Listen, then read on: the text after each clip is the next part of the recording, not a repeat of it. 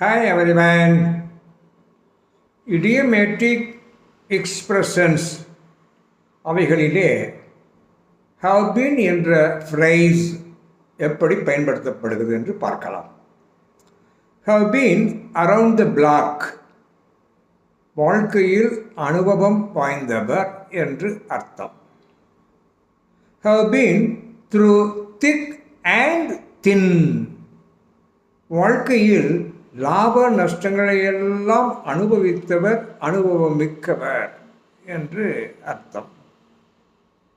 Have been in someone's shoes, பிரத்தியாருடைய மனதை நன்கு புரிந்து கொள்ளக்கூடிய நபர்.